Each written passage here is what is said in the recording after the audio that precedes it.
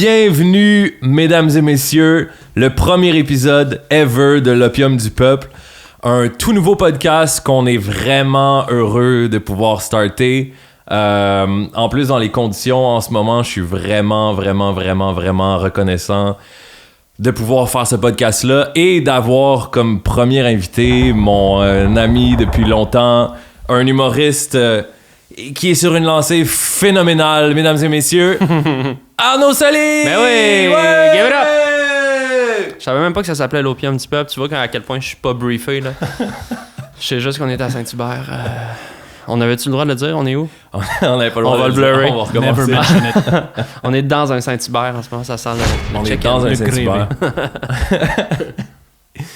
Mais, ben oui, comment ça va, bro? Ça va très bien. C'est mon premier podcast ever. Ça me fait fucking plaisir que tu sois là. Même aussi, mon gars. On passe ça, comme je disais, on passe ça là. Puis après ça va juste... ça va juste descendre. Fait, qu'est-ce qui se passe, là? T'es sur le Sobriety Month, ça, Ouais, je fais un mois sans alcool. Ben, je sais pas si je vais me rendre, là. Ben là, Chris, on est rendu... Il est quelle date, là? On est le 13, le 12, le 11. Ah, c'est long. On est le 11. Ça va, man. Il reste 2 semaines. On dirait que je m'attendais à ce que ça fasse plus de bien vite. T'sais, on dirait que j'attendais comme arrêter de boire puis tout de suite avoir plus d'énergie, être plus créatif, être plus moins d'anxiété, tout ça. Puis finalement, c'est un peu la même chose. Mais je bois pas de vin le soir. On dirait que j'ai pas senti encore dans mon corps tant que ça les bienfaits. Mais c'est pas grave. Mais ça prend du temps. Ouais, ça prend du temps. Ça prend fucking du temps, surtout que si tu bois régulièrement, c'est une addiction comme à n'importe quoi. Là. Moi, je suis super addict au café. Mm-hmm. Chaque fois que j'essaie d'arrêter, c'est genre... Migraine. Oh, man, sludge pendant 2-3 jours, je peux pas bouger, j'ai pas d'idée, jusqu'à temps que je reprenne mon prochain café, tu sais. C'est que j'aime vraiment ça, l'alcool, puis j'aime le goût, j'aime l'ivresse, mais au-delà de ça, c'est comme... C'est social pour moi. Ben, tu sais, là, on a moins de social là, en pandémie, mais comme je cuisine à la maison, j'ouvre du vin, je travaille le soir, j'écris, j'ouvre une bière, je décante un petit peu de mes journées. C'est comme tous ces mécanismes-là un peu que tu essaies de briser, mais je suis content de le faire juste pour me prouver que je suis capable, mais c'est un peu plate. Là. T'es-tu embarqué là-dedans avec une gang ou tu t'es dit ça tout seul? Non, ça? J'avais comme oublié. À chaque année, j'oublie que ça existe. Je suis comme, le mois sans alcool, whatever. Mais là, on dirait que cette année... je suis comme plus à fleur de peau, genre, puis avec ma blonde, c'est ça, je pense qu'on vit là, 1 an en pandémie, là, on le ressent dans notre corps, j'ai un bébé à la maison aussi, fait que là, c'était comme, hey, oui, on le fait dessus, puis la veille, on a dit, on le fait dessus, puis c'était comme, ouais, on le fait. Fait qu'on a comme fini tout l'alcool qu'il y avait dans le frigo, viré une tabarnak de brosse fin janvier, puis c'est vrai? Vous avez fait ça? Ben, on a bu pas mal. Puis voilà. Non, mais je suis content de le faire. Ouais. Ouais. Mais pas tant que ça. Mais whatever. Mais c'est ça, mais c'est que ça fait pas grand-chose, tu sais. Ça fait pas grand-chose, mais ça fait que... Ça fait que si je peux me rendre au bout, je vais être fier d'avoir réussi quelque chose. OK, ouais. Je vais le prendre juste comme ça. Un défi. Parce que c'est genre... c'est-tu ton genre... c'est ça qui enlève ton edge, genre? À la fin d'une journée ou genre la pression de pouvoir comme relaxer, prendre 2-3 verres. Je pense que c'est une illusion parce que honnêtement, à la fin d'une journée, je suis capable aussi de m'écraser dans le divan avec une eau pétillante puis d'écouter un film puis de relaxer. Ouais. Mais c'est vraiment juste une habitude. Puis dans mon corps aussi, là, tu sais, on dirait que je dors bien là, après 2-3 bières. Je suis comme... for sure, c'est un relaxant, tu sais. Exact. Mais à un moment donné... c'est ça. J'essaie de me donner des munitions pour émotionnellement passer au travers le mois de février, qui est comme un mois de marde, généralement. Ouais. Un mois comme...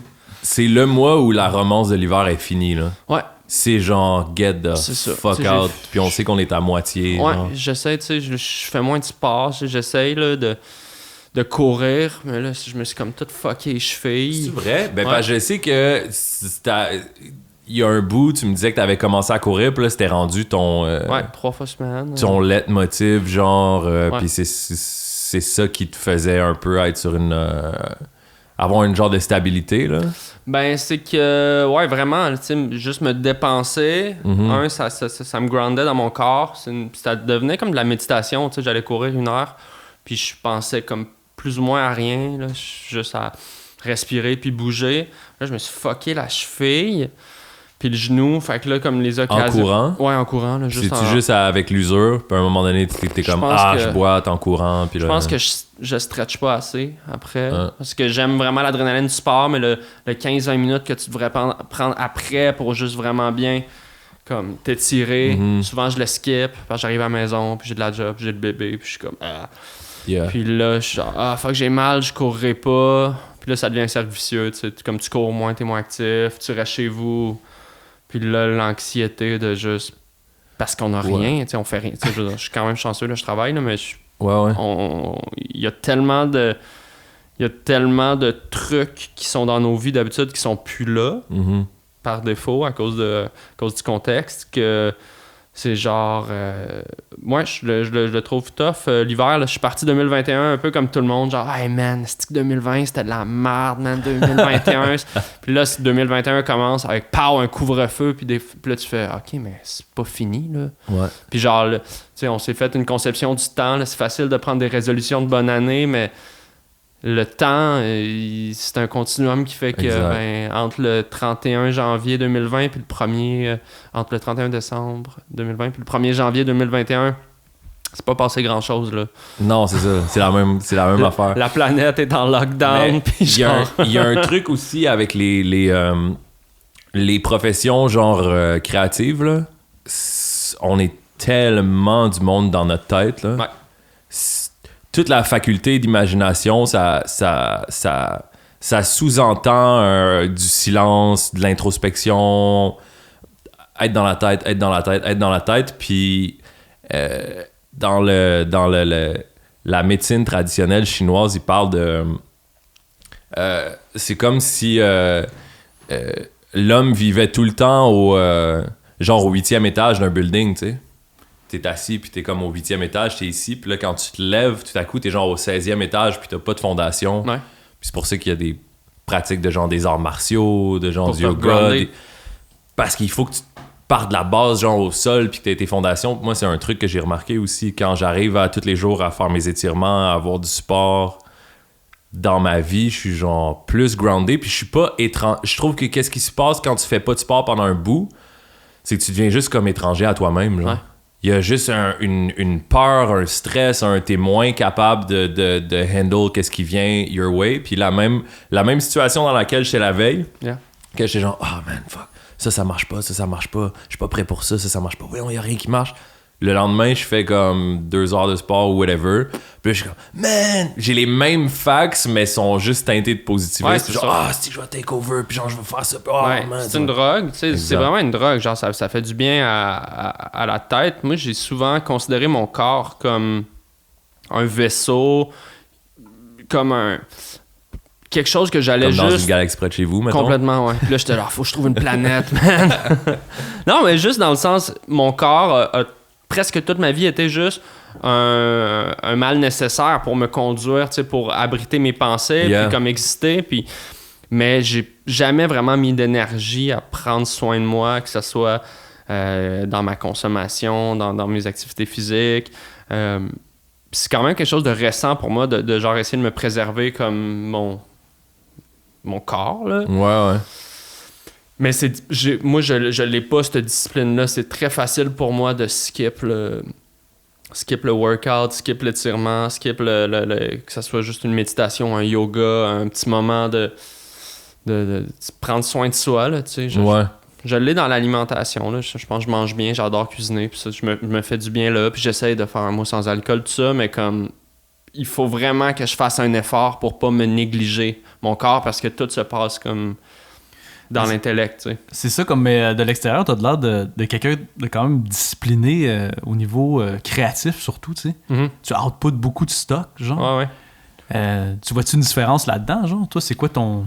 Je le fais par défaut. Je pense que je suis quelqu'un de créatif, puis je me suis donné les outils pour m'obliger à le faire, tu sais. Que ça soit juste de sortir de la merde sur mon... Ben, de la merde. Pas de la merde, mais tu sais, des trucs un peu... Pas fignolés, tu sais, des petites vidéos, des petites capsules, des stories, des memes, des trucs, tu sais. Pour moi, je le fais, puis je m'oblige à le faire juste pour garder une espèce de discipline.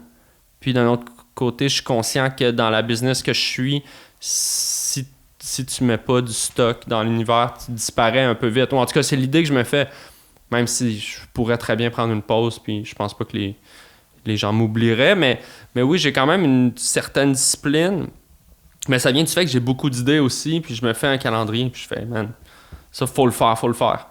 Mais il y a une partie de moi qui est très paresseuse aussi, qui aime ça juste comme rien faire. J'ai cette contradiction-là, que j'aime ça juste écouter des films, jouer aux échecs, chiller, marcher, pas produire. Mais cette peur-là, je pense, qu'on m'oublie ou qu'on arrête de m'aimer, fait que ça me pousse à produire. Puis ça, pour bien des gens, j'ai l'air comme super productif, mais je mets pas tant de temps non plus. C'est juste qu'à un moment donné, je me kick, puis je fais « je le sors », tu sais. Même si c'est pas parfait, là. La plupart du temps, je sors quelque chose, puis je trouve pas que c'est fini. Mais je sais que j'aurai pas le temps de le peaufiner, fait que je fais comme « fuck it », je le sors. C'est quoi ta genre de routine créative? Ça part de quoi? À partir de la page blanche jusqu'à temps que tu sortes genre un sketch ou une capsule ou un truc de même? C'est souvent vraiment un flash, un angle, une idée. Puis là, quand l'idée est bonne, je suis pas capable de la chasser, elle reste dans ma tête. T'sais. Des fois, ça va prendre vraiment beaucoup de temps entre le moment où cette idée-là, ce germe-là, se pose dans ma tête, puis où est-ce que je fais comme ça se cristallise sous quelque chose de j'ai l'angle. Des fois, c'est direct, je suis comme... Ça se passe souvent quand je suis pas en train de la chercher, cette idée-là. Fait que les moments où est-ce que je suis in between things, genre que je suis dans mon char, je m'en vais faire quelque chose. C'est comme si, les éléments, ils se placent. Puis là, cette idée-là, souvent, elle insiste, tu sais. Elle comme... Il y a des affaires que j'ai dans la tête depuis longtemps que je me bats pour pas... Pour pas le faire? Ben, quasiment. Je suis comme, c'est pas une si bonne idée, mais l'idée reste. Puis je suis comme, mais c'est pas tout à fait ça. Puis à un moment donné, des fois, c'est juste que je trouve l'angle. Puis là, à partir de ce moment-là, c'est juste de l'appliquer. Puis souvent, je réfléchis mes trucs en fonction de ce que je suis capable de faire. C'est-à-dire que je suis quand même très conscient de mes limitations techniques, puis de temps, puis de... Ouais. Mais j'ai un savoir...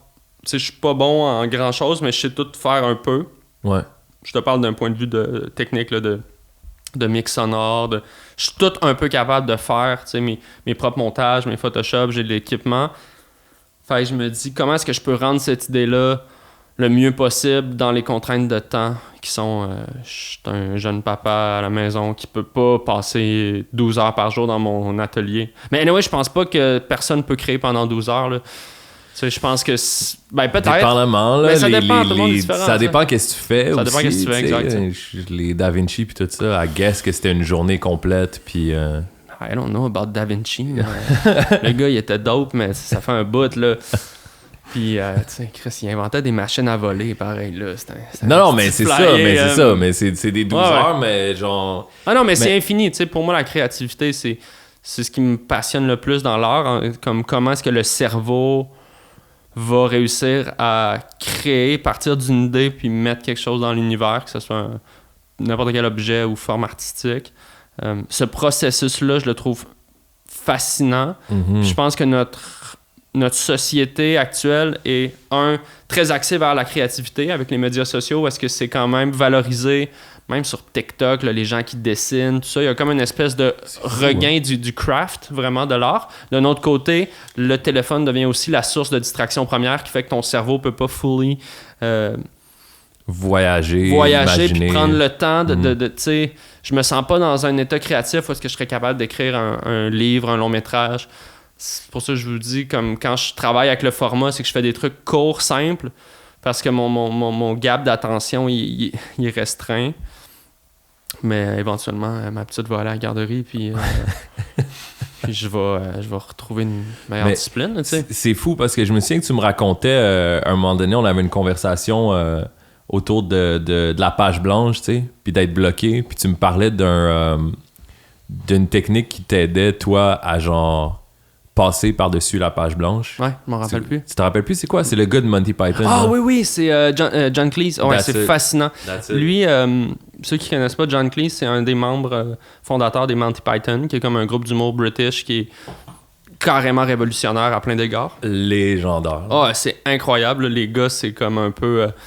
je vais faire le parallèle avec RBO, mais c'est vraiment pas de la même nature, mais dans le sens, c'est comme le groupe d'humour mythique british qui ont après ça eu des carrières solo. Ouais. Terry Gilliam devenu un grand réalisateur. C'est lui qui a fait Fear and Loathing in Las Vegas. Il a avec fait Johnny Depp, Brazil, il a 12 fait 12 Monkeys, ouais, des grands c'est films. légendaire.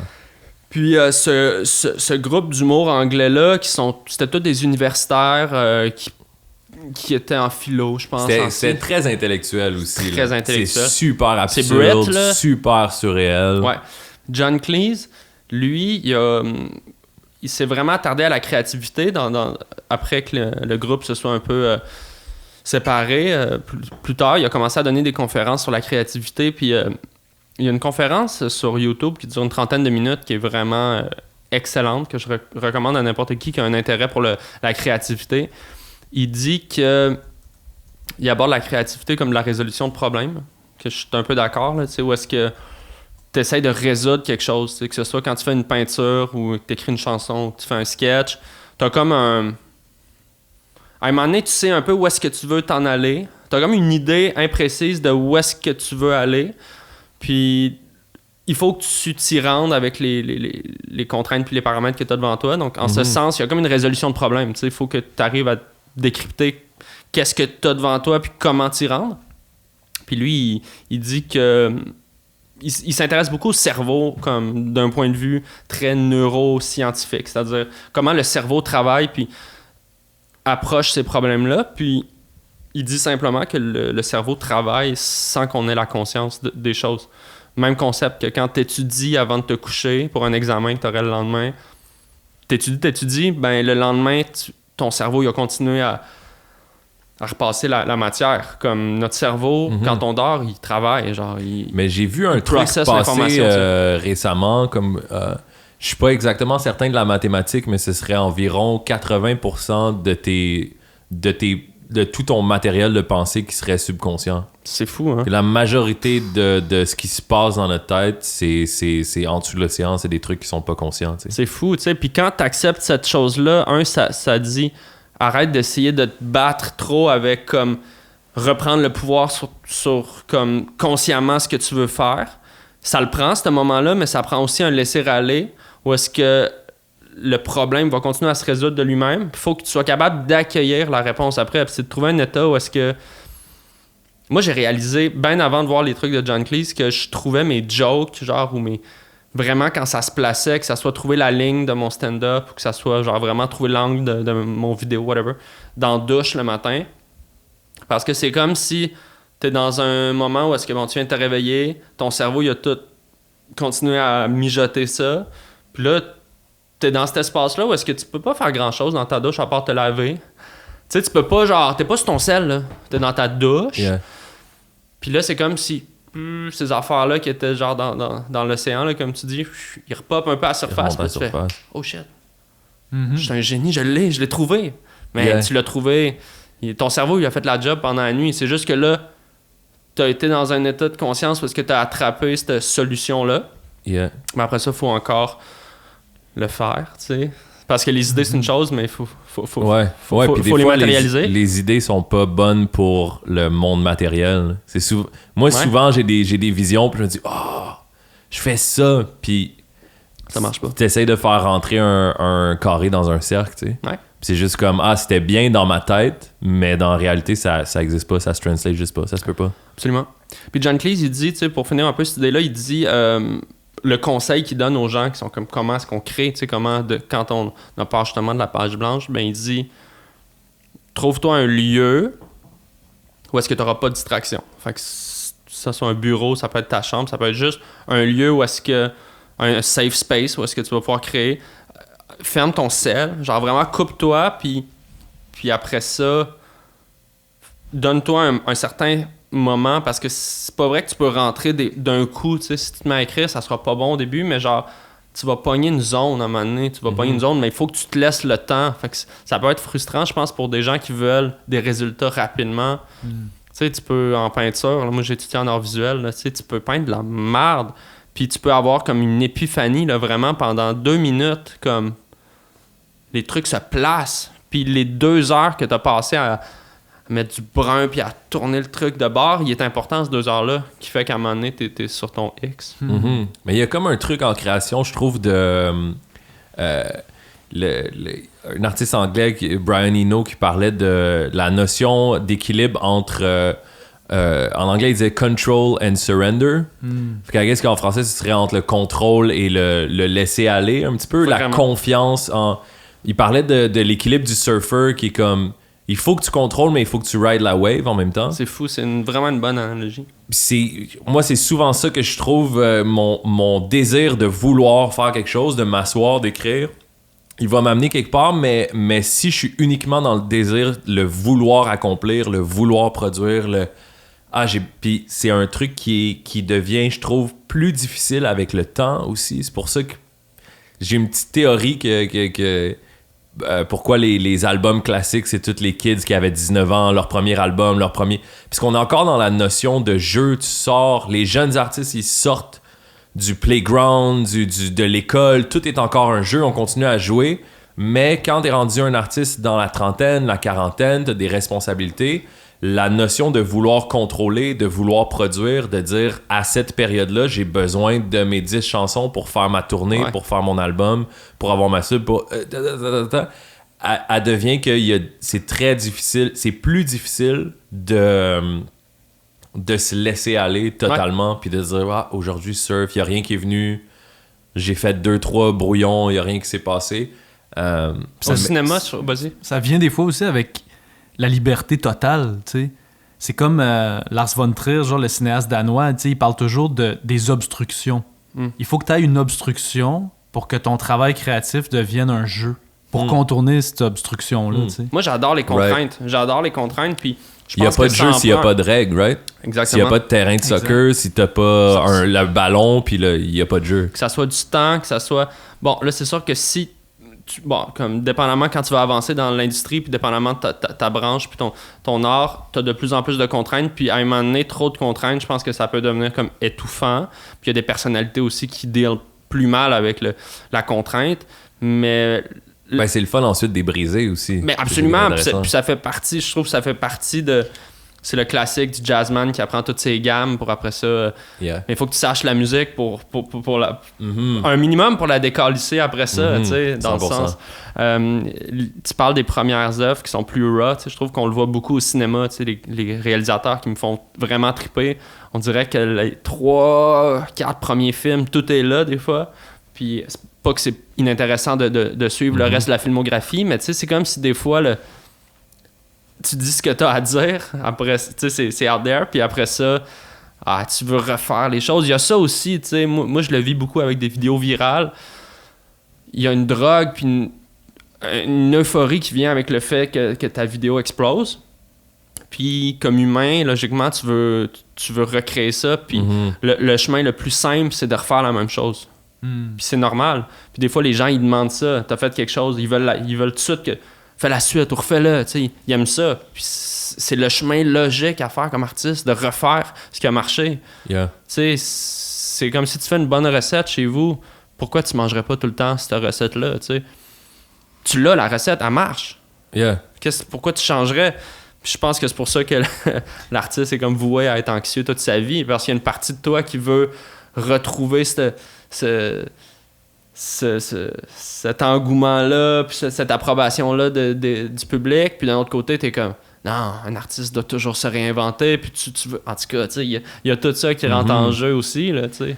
Ben, c'est drôle parce que moi, je te connais depuis longtemps, en fait. Ça fait plus que 10 ans, maintenant. Ouais, c'est moi, je suis arrivé à Montréal en 2008, à peu près. Ben, 2007, 2008. J'ai fini le secondaire, je suis parti à Montréal. Puis j'avais aucun ami à Montréal à peu près. J'étais un gros fan d'impro. Je faisais du théâtre puis de l'impro. Puis j'étais vraiment un killer en impro, genre. Ben oui. À Granby. Puis à Granby, on avait des non mais Granby, c'était une mine d'or de l'impro au Québec, parce que je me souviens que quand je suis arrivé à Montréal, je me suis inscrit au Cégep du Vieux, puis j'étais tellement pas sérieux dans l'école, dans ces trucs-là. J'étais un bon étudiant, mais j'étais juste pas sérieux dans toutes les formes, l'autorité. Là. J'allais au Cégep du Vieux parce que je savais qu'il y avait une grosse culture de l'impro, puis que ça allait se passer là, fait que je me suis inscrit au Vieux en création littéraire. Puis quand je m'en venais au Vieux, par après, le monde m'a dit qu'il y avait une rumeur que les gars de Granby s'emmenaient aux élèves du Vieux-Montréal. Ouais, on savait. Il y avait des grosses brutes d'impro. Puis Moi, je t'avais scouté. On s'est rencontrés au camp. Au camp d'impro, mais moi, je t'avais scouté parce que je t'avais vu à Durocher, je pense, ou un tournoi d'impro secondaire. Ça se peut. Je t'avais vu, tu faisais une impro avec Hakim Gagnon, qui crachait de l'eau dans la bouche, puis c'était genre, ok, ces gars-là, puis c'était absurde, là, vous arrêtiez le temps, c'était très maladroit, là, c'était des gars du secondaire qui font des impros, mais vous étiez hilarants, puis super créatifs, j'étais genre... Puis on avait une intention, comme toute cette gang-là, ma gang, puis le monde un peu plus vieux, on avait un humour d'adulte. On avait une culture d'adulte, tu sais, on était justement déjà dans Monty Python, dans ces trucs-là, dans l'absurdité, dans le... Vous vouliez pas faire l'affaire normale, tu sais, où est-ce que quand t'apprends l'impro, tu veux juste faire une bonne chicane de couple au restaurant, puis juste lander comme une coupe de bon punch, puis finir sur le sifflet. Vous étiez comme, comment est-ce qu'on peut déconstruire l'impro, qui est comme vraiment une approche plus adulte. D'un autre côté, des fois, c'était all over, puis c'était pas maîtrisé. C'est ça, c'était pas maîtrisé, mais... Il y avait clairement quelque chose où est-ce que, aussi j'ai l'impression, il y a bien des gens qui viennent de régions qui s'alimentent eux-mêmes, tu sais, où est-ce que vous aviez votre genre de petite troupe vraiment créative, puis avec Dave Beauchemin, puis tu sais, tous ces gars-là qui ont continué à faire de l'impro, où est-ce que vous étiez comme autosuffisant dans votre folie. Puis des fois, ça marche pas. Des fois, il y a un clash. On avait des modèles aussi plus vieux qui étaient la génération de Phil Jolin, Joachim Morin, tout ce monde-là qui plus tard m'ont donné ma première job à Montréal. Puis peut-être qu'on y viendra, mais tout ça, mon intro, c'est juste... Je disais pas ça pour dire que j'étais une brute d'impro. C'est que... Tu sais, dans ta vie, en tout cas, moi, comment ça fonctionnait en tant que jeune artiste ou whatever... Tu trouves l'espèce d'affaire que tu peux clencher les autres, puis tu te définis par ça, genre, en étant jeune, tu sais, je jouais au basket, puis là, j'étais vraiment bon au basket, puis là, je me faisais clencher par 4-5 gars dans ma classe en secondaire 1, j'étais comme, ok, je suis clairement pas une... Si je me fais planter à Granby au basket, je suis pas bon, là, tu sais. Là, le théâtre puis l'impro, c'était comme mon thing, là. Fait que là, je me définissais, c'était que ça ma vie, puis je suis arrivé à Montréal, on est devenus amis, on s'est rencontrés au camp d'impro, puis à chaque fois que j'allais en impro, avec Arnaud Soli, je me faisais démonter. Comme on avait le même humour, on chillait ensemble, on faisait... J'ai arrêté de faire de l'impro à cause de toi. Non, c'est vrai? Ben oui. J'étais comme... Là, j'ai 17 ans, là, je peux pas... Cette personne-là, je peux pas... Je me souviens qu'à chaque fois... Là, on était pas dans la même équipe, puis là, c'était comme, OK, c'est Arnaud qui va monter, c'est moi qui va monter. Yo, this time... Ben, parce que t'étais tellement quick, man, puis t'étais juste sur le... Encore une fois, quand on parle de la magie de la création puis du subconscient, il y a une espèce de zone où tu peux t'effacer ta personnalité. Tu sais, en philosophie, souvent, ils vont parler de l'essence puis de la personnalité. L'essence, c'est qui est-ce que t'es, c'est tout ça, ce processus subconscient-là qui va t'amener tes idées, qui va décider c'est quoi de l'essence, gros? T'en as sniffé assez. 1,20 asti, en matin. L'essence puis la personnalité qui est comme ton outil, qui est aussi ce qui va affaiblir ton essence plus que tu la développes, genre. Plus que tu deviens un adulte, que t'apprends à refouler tes désirs, à refouler tes expressions, à manager les attentes des autres. Ouais, c'est ça, man. Puis quand tu rentres dans une zone de création où les sportifs, dans une zone sportive genre intense, que t'es sur un high, les sportifs parlent d'être dans deux zones. Exactement. C'est vraiment une zone. En impro, c'est comme... Cette personnalité-là s'en va, puis t'es que dans l'essence, que dans l'instant, t'es super rapide. Puis ça vient avec une validation directe, tu sais, comme l'humour versus d'autres formes d'art où est-ce que tu peux, mettons, écrire un livre pendant 2 ans, puis t'auras aucun feedback. L'impro, c'est tu dis ta ligne, puis le public rit. Ça te donne une confiance, comme au tennis, quand tu fais un smash, puis que les gens sont comme BOOM! Puis là, tu brises ton adversaire, puis il y a un momentum qui est dans le moment présent, qui est vraiment, vraiment enivrant. Et il y a une électricité dans l'air aussi parce que tout le monde sait que ce qui se passe en ce moment, ça pourra jamais être créé. Yep. C'est sur le moment. La personne y a pas pensé avant, fait qu'elle vient d'y penser. Il y a cette fébrilité-là qui fait que les explosions sont d'autant plus genre c'est live, disjonctées, live. Tu sais. Ouais, c'est ça. Mais je t'amenais à ça parce que c'était une assez longue parenthèse pour dire que je t'ai connu comme l'improvisateur, comme le gars fucking drôle. On faisait que déconner tout le temps, que faire des sketchs. Il y avait rien de sérieux. Tout était un prétexte à faire rire les autres dans notre groupe, dans notre gang d'amis. Et même se faire rire, nous. Se faire rire entre nous-mêmes. Ouais. Puis, mais je sais aussi que ta famille a une tradition quand même. Je sais que tes parents, ton frère... pense que certains de tes grands-parents aussi, qu'il y a une tradition de haute maîtrise de la musique classique, des beaux-arts. Ouais. Et puis, je voulais te parler de ça parce que je me demandais... Je sais qu'il y a eu un long moment pour toi où tu as poursuivi les beaux-arts. Ouais. Puis, c'était pas sérieux. Est-ce que c'était parce que c'était pas sérieux pour toi, la comédie, l'humour, l'impro? Tu pouvais pas penser faire une carrière là-dedans à cause de ton background? C'était pas sérieux, la comédie, pour moi, parce que... Puis, par définition, c'est pas sérieux de la comédie, mais c'était pas sérieux parce que je me sentais peut-être imposteur, puis la famille joue sûrement pour quelque chose là-dedans quand tu viens de 3 générations de musiciens classiques, où est-ce que l'art est dans l'ADN de la famille, mais l'art, tu sais, il y a comme le low art, c'est genre... Je sais pas comment ça se traduit en français. Ça serait comme des highbrow, ouais, lowbrow, là. Comme si l'humour c'était vraiment l'art populaire, ouais, l'art populaire, puis les beaux-arts. Ouais, c'est ça, je pense là. Exact. Fait que oui, je pense qu'il y a une partie de moi qui était comme OK, moi je fais des jokes, mais c'est comme un hobby, tu sais. Oui, je performe à l'impro au cégep, mais tu sais, je pourrais jamais, mettons, me définir concrètement comme un artiste accompli avec des jokes, tu sais. C'est pour ça que moi, je cherchais un peu cette voie-là au travers de la peinture, qui a toujours été une grande passion pour moi, les arts visuels, puis j'aime encore énormément ça, mais c'est pas un véhicule, c'est pas un langage avec lequel je sens que je peux m'exprimer à mon plein potentiel. Je sais pas comment le dire. Si tu prends le monde de l'art, tu sais, le monde de l'art visuel est quand même très complexe, puis ça a pris peut-être 7 ans d'études avant que je réalise que c'était vraiment pas fait pour moi, tu sais. Ce côté-là, un peu prétentieux. Pas toujours, il y a des artistes extrêmement drôles, puis l'art contemporain va partout. Le milieu peut être prétentieux. Les artistes le sont rarement, les bons artistes. Ouais, le milieu complètement. L'industrie, le milieu, ouais, l'académie. Ouais, exact, je me retrouvais pas là-dedans. Étant en maîtrise en Beaux-Arts en ce moment. Ah oui, t'es où, toi? Non, mais je suis T'es en maîtrise en Beaux-Arts? Ouais, à Concordia. Ok, mais j'ai fait Concordia. J'ai fait le bac, là. Exact. Moi, j'étudie en film production. Ok, ouais, c'est ça. Étienne Lasselle, mesdames et messieurs, je l'ai pas présenté. Si ce n'est pas une mouche dans votre écran, c'est le réalisateur du podcast et mon partner là-dedans. Je suis aveugle pour mieux entendre. Donc, le gars, il fait des films, il voit rien. Coupé! mais non, moi aussi, c'est quelque chose que je trouve qui me travaille beaucoup, étant quelqu'un qui crée du contenu aussi, surtout du contenu comme tu fais, qui est audiovisuel. Ouais. C'est un spectacle. C'est quelque chose qui est consommé par la masse. Ouais. Mais il y a toujours cette espèce de barrière-là de des films pop, des comédies qui sont souvent jamais vues comme des films d'auteur, mais pourtant essayent de faire rire du monde avec un film. Man. C'est bien plus tough que de filmer Hollywood un lac avec des anamorphiques. Hollywood est tellement boudé, puis en même temps, en ce moment, je pense plus que jamais, il y a un genre de crossover entre le populaire et l'élitiste. Là, dans le cinéma, je veux dire, il y en a plein là, quand tu penses à des justement là, des Jean-Marc Vallée, des Denis Villeneuve, là, je pense des gars avec un grand craft qui sont capables d'aller faire du cinéma grand public, même si des fois tu te perds un peu à trouver ton public là-dedans, mais moi ce que je trouvais là, l'exemple parfait, c'est que j'avais des cours de performance, OK, à Concordia, puis la performance d'un point de vue vraiment artistique contemporain, c'est un peu Marina Abramovic. Le fait que c'est vraiment se pointer dans un musée,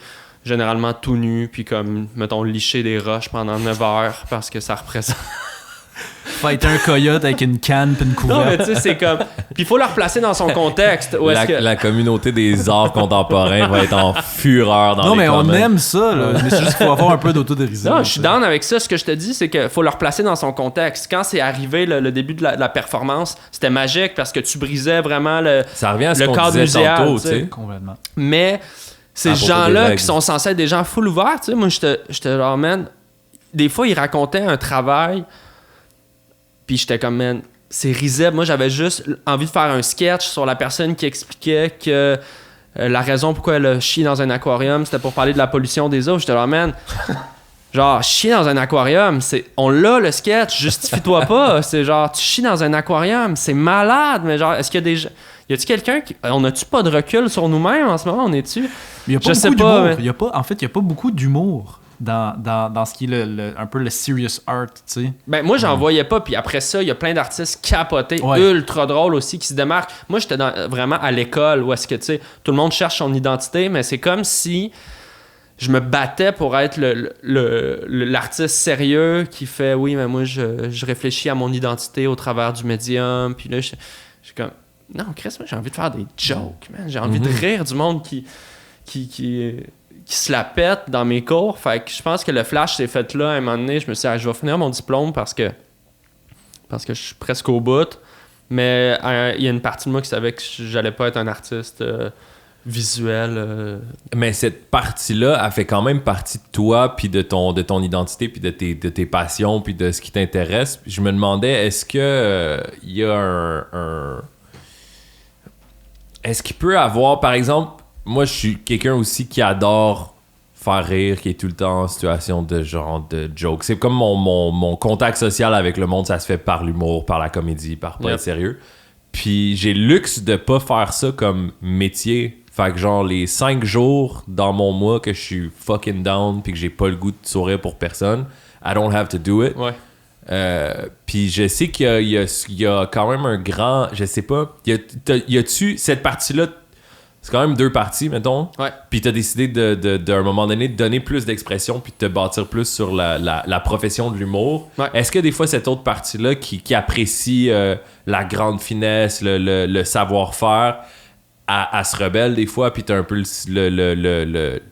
sais, tu mets ton nez de clown, puis t'embarques sur le stage, puis t'es comme... Ah ouais. Très souvent, mais je veux dire, ça, je pense qu'il n'y a pas personne qui pratique un métier qui dit 100% du temps qui est dedans puis il est dans cette zone-là, mais tu sais... Mais ça a l'air d'autant plus tragique chez les humoristes. Pas tragique, mais tu sais, je pense on en connaît tellement des figures qu'on est... Le clown triste, c'est l'archétype, mais tu sais, le Robin Williams, là, le documentaire, d'ailleurs, je pense que c'est toi qui m'avais dit de l'écouter. C'est-tu toi? Sur le HBO, le documentaire sur Robin Williams. C'est bouleversant, mais on connaît l'histoire du gars un peu, mais... Hey, le gars, man, il était tout le temps on, mais tu sais, il donnait l'impression qu'il était comme juste de la joie puis de la folie. Puis je pense que tout le monde s'identifiait à lui comme étant genre juste de la pure lumière puis de la pure joie. Puis tu sais, c'est un gars qui était profondément malheureux. Puis ça existe beaucoup, là, tu sais, en humour. Je pense que ça existe partout, mais en humour, c'est d'autant plus probant comme contraste parce que t'es là, le projecteur s'ouvre, puis t'es comme devant la foule, galvanisé dans le rire, puis là, la lumière se ferme, t'es tout seul dans ta loge, tu te démaquilles, puis t'es comme tout seul, puis t'es comme, je me gonne-tu à soir ou demain, tu sais. Je te dis pas que j'ai pas de pensée suicidaire, mais il y a tellement de moments où est-ce que ça me tente pas. Mais après ça, je suis comme, il y a tellement de moments où est-ce que les infirmières, ça leur tente pas, puis je suis comme, tu sais, on en parle parce qu'on est égoïste, puis on parle tout le temps de nous, les artistes, mais je veux dire, est-ce que c'est propre à mon métier? Je pense que c'est propre à tous les métiers, mais le contraste, il est d'autant plus fucking mais il y a une autre énergie parce que l'infirmière, elle a pas à faire des pirouettes vraiment pour me faire ma piqûre ou me faire un beau sourire, pour me dire, tu sais, salut, s'il te plaît, étends ton bras. Elle a pas à prétendre. Je trouve que l'énergie dans la société de prétendre, et c'est quelque chose qui est ultra drainant, puis on y pense pas souvent. Tu sais, un Jim Carrey en a parlé beaucoup aussi, qui est un des plus grands comiques de la fin des 90s, d'un autre 2000. Côté, l'humoriste, puis là, on est dans une période où est-ce que l'humour s'est vraiment éclaté là, dans ses styles. Tu peux vraiment...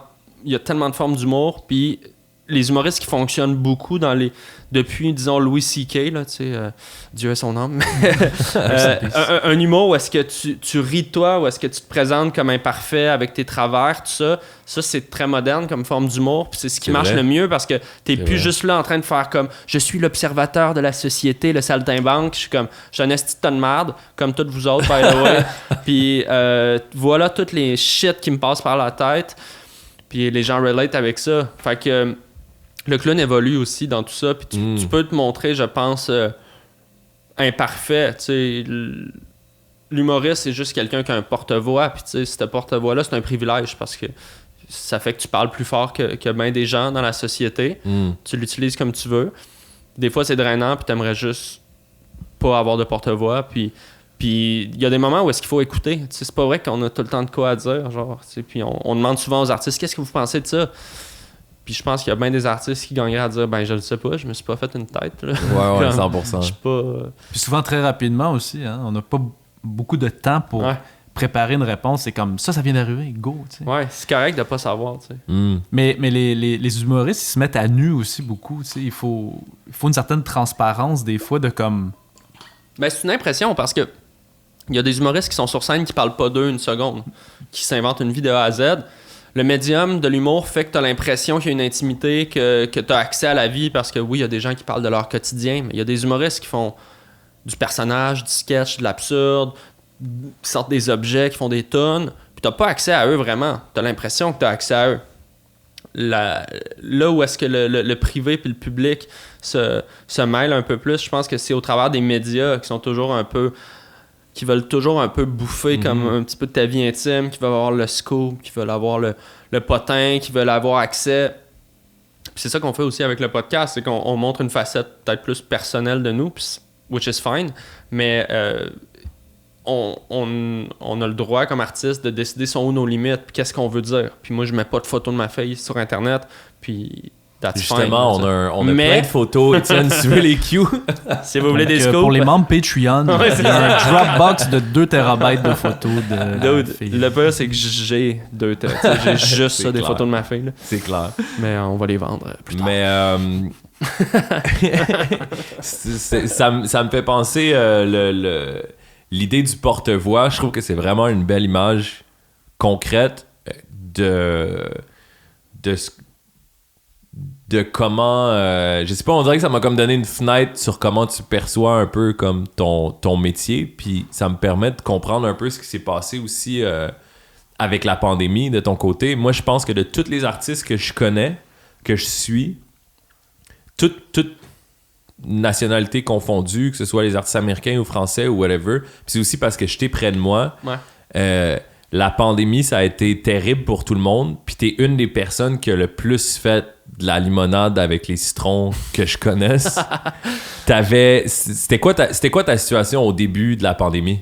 Mettons qu'on... T'allais partir ton stand-up, ouais, right? J'allais lancer mon one-man show, genre grande première médiatique, les invitations étaient lancées, les médias... Sur lequel, en humour, pour le monde qui le savent pas, ça prend genre 2-3 ans à monter, cette affaire-là. C'est comme la culmination de... C'est pas mal le plus gros stepping stone. Après, mettons, je te dirais, tu fais ton premier gala juste pour rire, ou c'est l'équivalent à une époque de faire le Letterman, là, c'est comme, genre, c'est ton gros... C'est ton moment. Tu veux lancer ton premier one-man show. Après ça, ça reste que... C'est quoi qui s'est passé? C'était la journée où t'avais ton premier spectacle? Il me semble qu'ils ont cancellé les spectacles. Ou un truc la comme journée qu'il y a eu la fameuse conférence de presse, comme... Parce que, tu sais, ce qui est fucké, c'est qu'on dirait qu'on l'a pas vu venir au Québec, là. Genre, on était genre, ouais, coronavirus, on faisait des jokes de ça, là. Puis là, à un moment donné... Comme d'hab. Ouais, mais Quand vraiment... c'était le SRAS, c'était des jokes de ça. Ben, parce que... à chaque année, il y a un insecte qui va nous tuer. Ouais, H1N1, puis c'est tout le temps comme, ouais, c'est ça, regarde. Ça va tuer une couple de monde en Afrique, ou, tu sais, mais c'est comme si c'était loin. Il y avait 2 cas à Vancouver. Et là, une semaine après, c'était comme, OK, on ferme les régions, plus de spectacle. Là, tout le monde fait, what the fuck? Puis moi, je m'en allais, j'étais avec justement mon booker de show, puis on s'en allait faire un show à Montmagny, tu sais, dans le coin dans l'Est, là, passé Québec. Puis c'était pour une vitrine culturelle. Fait qu'on faisait un number pour que les diffuseurs, que toutes les salles de spectacle de l'Est du Québec, qui est un réseau de salles, achètent le show, tu sais. Puis c'est quand même un moment important. Puis en route vers là, il y a la conférence, puis c'est comme, what the fuck? Ils ferment les salles où c'est 250 max. Là, on est comme... C'était surréel, là. C'était comme, mais non, tu me niaises. Puis là, man, mon booker, il chauffe, puis il est au téléphone pendant 3 heures à rebooker des... Moi, j'avais un show le lendemain à Montréal, OK, non, le show est déplacé, OK, on peut-tu le faire à 200, OK, on coupe le nombre de places, whatever. Puis là, on riait plus, là, on était comme... Ça filait vraiment le début de la fin du monde, là. Tu sais, comme dans le film de zombie, là, après comme 12 minutes, là, quand le premier zombie il rentre dans le char, là, puis là t'es genre OK, non, ils sont plus de l'autre bord de la vitre, là, sont avec nous autres, là. Fait que ça a été OK, ça a été un gros deuil. Fait que là on a compris que le one man show c'était pas ça, là, c'était pas, en tout cas pas. Ouais. Puis rapidement on a compris que ça allait pas durer une semaine, parce qu'au début c'était comme OK, on reporte tout en mai. OK, on va juste non, là on a catché vite que genre les cas faisaient ça. Puis là, on a plus commencé à dire, hey, ça va peut-être durer 6 mois. Puis ça va peut-être durer 1 an. Puis là, ça fait 1 an, puis c'est pas fini, là. Ouais. Mais bref. Fait que là, moi, rapidement, au début, j'étais extrêmement down, mais en vite... plus, tu venais, je sais que personnellement, tu venais genre de faire l'achat d'une maison, puis t'étais un jeune papa de quelques mois. Ouais, 3 mois. Fait que là, tout ton gagne-pain, toute ta sécurité financière, everything est juste comme, hey, on va mettre ça sur pause. Ouais, mais c'est comme si, en fait, tu sais, dans la vie, on marche avec des plans, là. Je pense qu'on n'a pas le choix de se projeter, là, l'être humain. Puis là, c'est comme tout ce que j'avais devant moi, là, toute ma game, là, mon plan stratégique, il est down, là. Il n'y a rien là, qui tient. Il n'y a plus rien qui tient. Là, je suis comme, OK. Mais la beauté de la résilience humaine, ça, c'est que mon cerveau s'est mis dans un état de genre, yo, t'es tout seul à la maison. C'est nice. Genre, je les flippe en 1 semaine, là, quand j'ai fait le deuil du show. Là, je les flippe en genre, j'étais vraiment excité. Là. J'étais comme euphorique. Là. J'étais genre, OK, je vais faire des vidéos. Au Christ, là, j'ai découvert les lives. Là, il y avait du monde. Là, il y avait des milliers de personnes qui me suivaient chaque soir. J'étais comme, hey, je peux créer des personnages, improviser avec les gens. Là, il y a un réseau d'artistes avec qui je peux faire des c'était comme du podcast un peu. Là. Tout le monde est chez eux. Les gens sont là, sont live, OK. Yo, je vais faire des capsules, je vais faire ci. Puis finalement, dans tes lives, tu t'es ramassé avec l'équivalent à un moment donné quasiment du Club Soda chaque soir. Ben écoute, ça topait à... Je suis pogné du 13 000 personnes. Tu sais, 13 000 personnes sur ton live IG. Tu avais combien d'abonnés avant le début de la pandémie sur IG, mettons? J'étais pas à 50 000. T'étais pas à 50 000, puis là, t'étais à... Plus que 150 000. Plus 154, 155. Trop, ouais. Je trouve ça fou. Ouais, Encore une fois, c'est que moi, je savais à quel point t'étais une machine d'impro, tu sais. Puis je pense que c'est une carte... C'est comme le Joker un peu dans ton set où la majorité des gens qui consomment de l'humour, du divertissement, ils savaient pas ça. Puis de se pointer, puis de voir une impro d'1h30 en personnage, quand tu faisais soit Brian d'Info Santé ou... GD, Jean-Daniel, les showbiz potins. Puis ce qui était incroyable, c'est que soudainement, la réalité rencontrait la fiction parce que tu te fais un personnage de trucs à potins, puis les vrais vedettes des potins, ils débarquent dans tes lives, puis ils drop. Il y avait tellement de layers, mon gars. On aurait voulu écrire ça aurait pas pu. C'est comme si... Et c'est pour ça que j'adore le web, et c'est pour ça que j'haïs le web, mais à quel point tu peux pas stager ça autrement. La télé peut pas faire ça. Il y a trop d'étapes en télé qui fait qu'il faut que tu approuves, faut que tu... Moi, c'était genre, on le fait là. Les gens embarquaient là. Il y avait comme un hype aussi que les gens le regardaient en direct, commentaient en direct, comme une genre de vrai fucking happening. Puis ça remplaçait un peu l'expérience en salle parce que tout le monde était sur le même live, commentait, répondait aux commentaires. Ah, lui, il va embarquer. Il y avait des réguliers. Puis ça devenait vraiment comme une espèce de moment qui aurait pas pu exister autrement que dans ce contexte-là de marde. Parce que ça reste que c'est une année de marde, là, tu sais. Puis j'ai souffert. On a tous souffert dans cette année pour 1000 raisons, mais cette petite magie-là du live a pu exister à cause de ces circonstances-là. Ouais. C'est fucking crazy. C'est fou, honnêtement. C'est fou. Puis tu sais, j'en parle au passé, mais c'est bizarre parce qu'on est comme encore dedans, même si là, les lives, moi, j'ai fait le tour. Là. Ouais. Tu sais, je voulais pas non plus... je voulais pas le presser à un point que... Tu sais, à un moment donné, j'ai fait... je pense que j'ai vraiment fait le tour. Là. Tu sais, j'ai fait genre 50 lives en 3 mois. Là. J'étais comme... C'est assez, là. Puis est-ce que tu as vu des répercussions? Parce que je pense qu'au niveau de l'industrie, après ça, on a dû t'approcher pour être genre... Hey, on adore Brian l'infirmier. Ouais. Tu veux-tu faire une série pour notre réseau? Ouais, ben, y a-tu des offres comme ça? Ouais, il y a des contrats encore sur la table qui sont pas clos, là, mais tu sais, je l'ai fait un peu, le personnage, je l'ai amené à 2-3 places. Puis je pense que je l'ai fait bien parce que je l'ai pas comme trop... Je me suis pas overexposé avec ça. Puis je pense que je l'ai sorti à des petits moments stratégiques.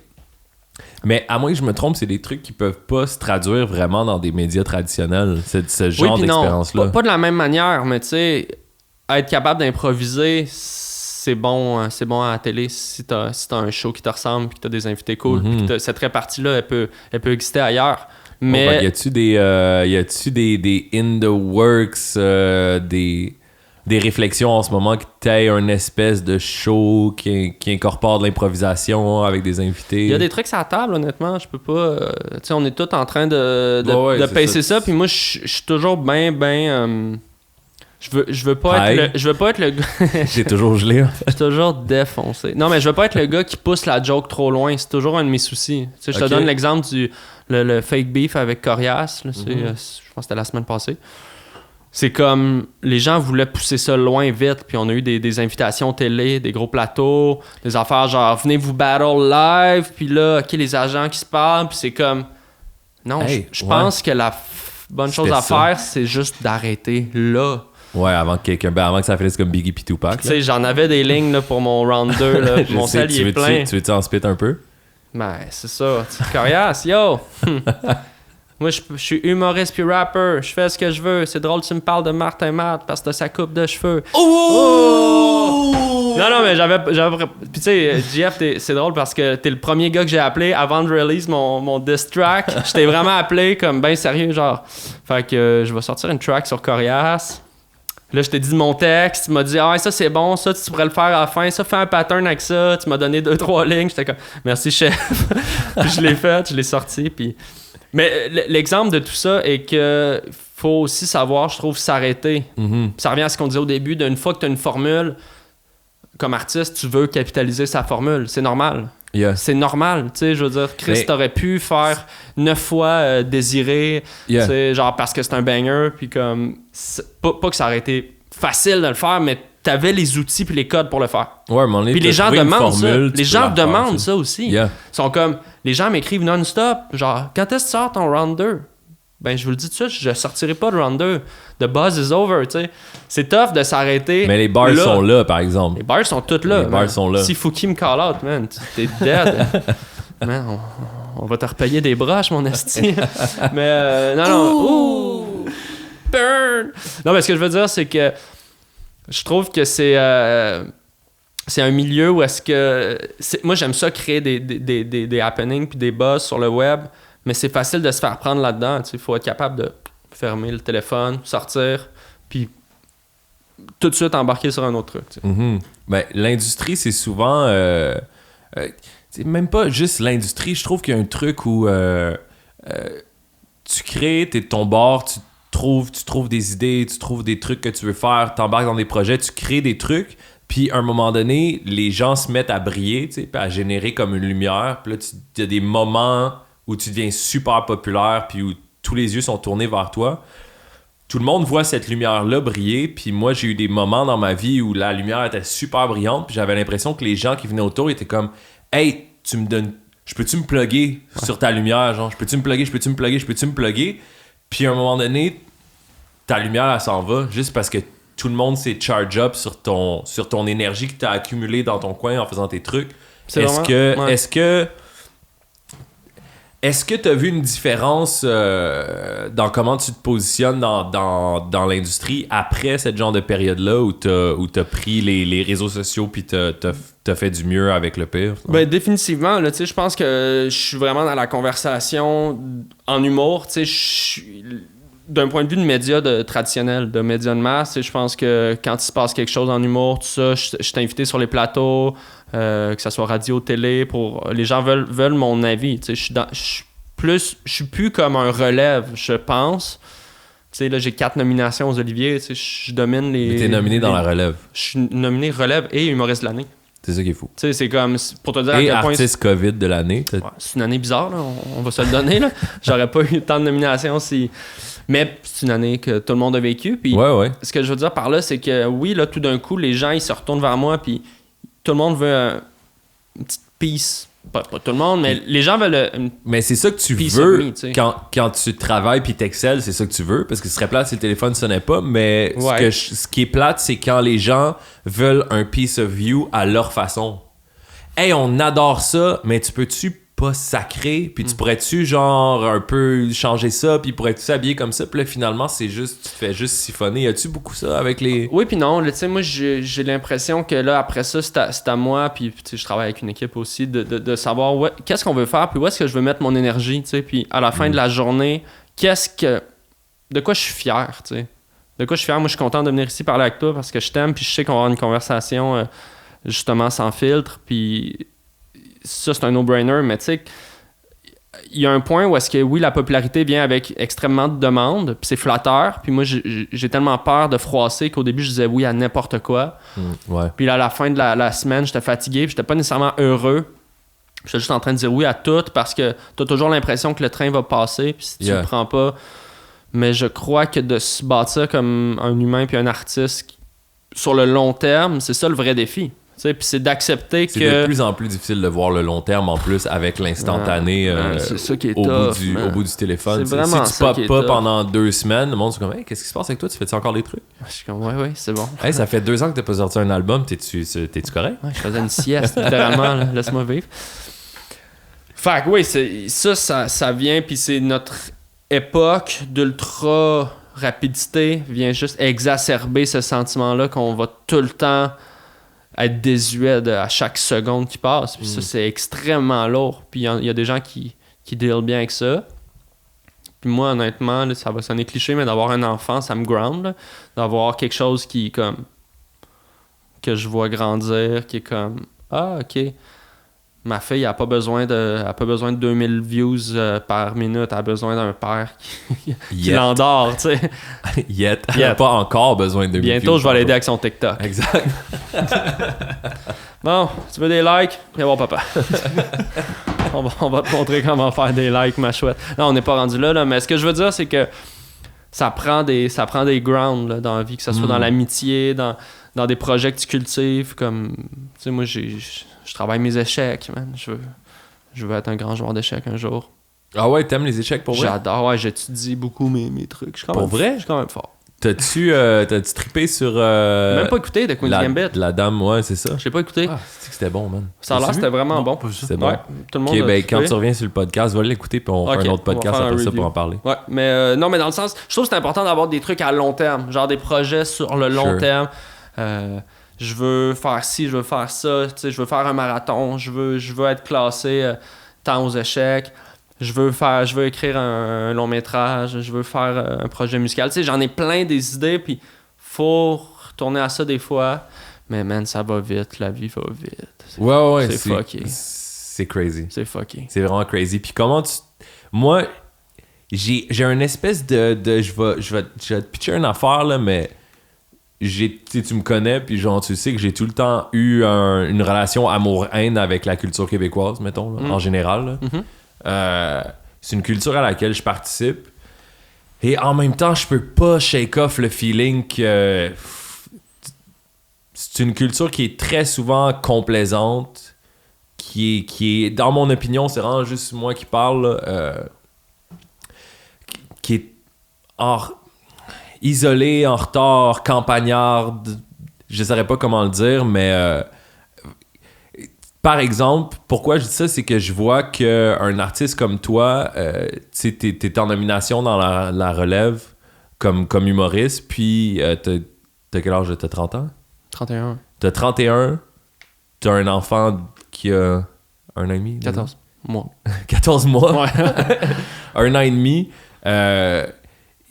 Puis t'es la relève, tu sais. Ouais, mais ça, écoute, ça, là, oui. Mais ça, cette déconnexion-là, elle vient plus de, je pense, les industries en général vis-à-vis de la vraie culture. Mais la vraie culture, qu'est-ce qui est la vraie culture? La culture avec laquelle moi je résonne, c'est qu'à un moment donné, je vais aller à la pharmacie ou whatever, puis je regarde les covers de magazines. Puis sur chaque cover de magazine, c'est pas pour faire de l'âgisme ou rien, mais il y a personne en bas de 45, mettons, 40, 45. Puis là, je suis comme... Fait que toutes nos...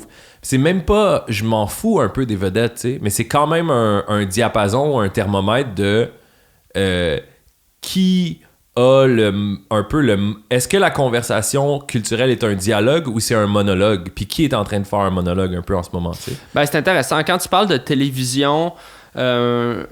pour moi, on est ailleurs. Puis on n'a pas énormément de médias, mais on a quelques gros médias. Mais on vit vraiment un shift en ce moment. Puis moi, c'est ce que je ressens pour avoir des conversations avec des producteurs, pour être un petit peu dans ces espèces de dialogues-là à l'interne. De, OK, qu'est-ce qu'on fait avec ça? Parce que, bon, moi, être diffuseur télé, en ce moment, je suis conscient que pour un diffuseur télé, un public jeune, c'est du 35-50. Ça, c'est la démographie jeune qui écoute la télé. C'est ça qui est fou. L'âge moyen, je veux pas dire n'importe quoi, mais l'âge moyen à Radio-Can est dans la soixantaine. C'est littéralement... Ta moyenne d'âge est retraitée, tu sais. TVA, c'est autour de ça aussi. Nouveau, tout ça, c'est un peu plus jeune. Alors... Mais ces gens-là existent, puis ces gens-là sont encore le bassin dominant de consommateurs. C'est eux aussi qui ont l'argent pour consommer la culture. C'est eux qui vont voir des shows. Veut vendre des pubs. Si les humoristes sont les humoristes sont fucking riches, ceux qui roulent beaucoup, c'est parce qu'il y a des gens qui sont prêts à payer 60$ pour aller voir un show. C'est pas les gens de notre âge qui payent 60$ pour aller voir un show. Les gens de notre âge downloadent illégalement des shows d'humour ou écoutent des podcasts. Ou ils vont se plugger sur un live sur un live IG pendant la quarantaine. Tu sais. Fait que tu sais, quand on parle de culture, je pense qu'il faut voir qu'il y a des cultures plurielles. Puis de plus en plus, on se rend compte qu'il y a aussi une culture queer, une culture black, une culture il y a une culture fucking slam, donc il y a des cultures. Là, toi, tu parles de la culture imprimée, la culture télévisée. Ben, c'est que pour moi, les cultures queer, les cultures noires, les cultures jeunes, les cultures, c'est la culture québécoise. Tu sais, ça fait partie de ça. Là, je pense que les gens commencent à se rendre compte, parce que les gens qui ont qui sont au sommet de la pyramide de la diffusion et de la production culturelle, je sais pas si c'est une bonne analogie. C'est des blancs, je pense c'est des hommes blancs d'un certain âge, hétérosexuels dans la cinquantaine, et c'est vraiment ces gens-là qui... Mais moi, je m'en fous, c'est quoi leur âge ou leur sexe ou leur race, tu sais, qu'est-ce que tu fais? Est-ce que tu réalises la responsabilité que tu as? Il y a vraiment diffuser un gros shift qui se fait en ce moment, puis je le répète parce que je suis quand même quelqu'un d'optimiste dans la vie, puis oui, on peut vraiment chialer sur la télé puis sur ces magazines-là, puis dire qu'on se reconnaît pas là-dedans comme jeune ou comme peu importe comment on s'identifie, mais il y a vraiment un effort de plus en plus d'intégrer des minorités, des gens marginalisés, des différentes voix. Tu sais, on parlait du porte-voix tantôt. Je pense que là, on commence à faire « Hey, tu veux-tu le prendre le porte-voix 2 secondes? Qu'est-ce que t'as à dire? »« Ah oui, tu vis ça? No kidding. » Tu sais, ça fait genre fucking 30 ans qu'ils crient dans Montréal-Nord qu'il y a de l'injustice. Puis là, c'est quand « OK, on va en parler un peu. » Ou tu sais, fucking... Bref, fait que ce chiffre-là, il se fait lentement, mais c'est pas gagné, là. C'est pas gagné. Puis la question après ça, c'est toujours... Est-ce que le shift se fait parce que la personne a un véritable intérêt puis une véritable prise de conscience de dire wow, il y a aucun jeune, tu sais, je veux dire, si moi j'avais eu je suis dans la même situation que toi, là, tu sais, là, j'ai 30 ans, c'est la première fois dans ma vie que j'ai accès à un studio comme ça pour créer des affaires, tu sais. Si j'avais eu la chance d'avoir un studio où je pouvais me réunir avec le monde, produire du contenu, faire des affaires à 20 ans, first, moi, je serais ailleurs dans ma vie. Je suis privilégié par plein de façons, puis genre, j'aime où est-ce que je suis, mais la culture aussi serait ailleurs. Puis à un moment donné, il faut que les jeunes aient des moyens, puissent exprimer des affaires qui sont pas safe, qui sont pas 7 à 77 ans, qui sont pas... Ouais.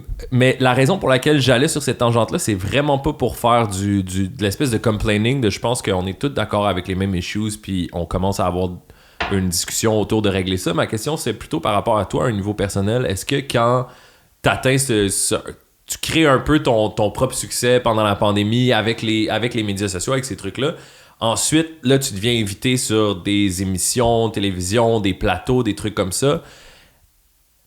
Est-ce que tu peux être 100% Arnaud Soli, tu sais, le même qui est avec moi, ou t'es conscient que t'as un contrat à remplir? Ouais. Puis aujourd'hui, le contrat, c'est de peinturer le mur en bleu. C'est pas genre, fais-moi le mur que tu veux. C'est comme, peux-tu me mettre du bleu dans le coin ici? Parfait, je suis super bon, je vais pas dépasser, je vais te faire le bleu. J'aime que t'assumes qu'en ce moment, je suis 100% Arnaud Soli.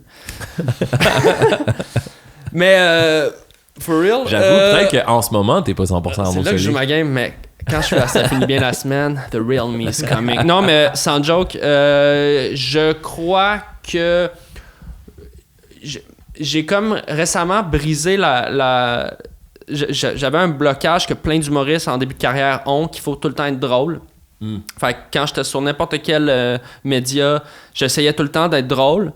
Puis là, j'essaye plus d'utiliser la plateforme pour, oui, me faire connaître puis vendre mes shit que j'ai à vendre toujours. Mais surtout, je pense être juste moi-même puis donner mon mot humblement sur la situation. Fait que oui, je pense que j'arrive à être de plus en plus moi-même et à faire fi de si Roland à Saint-Lin va me trouver genre trop snob ou si le fan de sous-écoute va me trouver pas assez vulgaire parce qu'à un moment donné, je vais pas plaire à tout le monde. T'sais. Puis ça, c'est le gros relief. C'est tough à C'est réaliser. le gros relief, puis je le vis pas à 100%. Mais vraiment, dans la dernière année, il y a eu quelque chose là-dedans.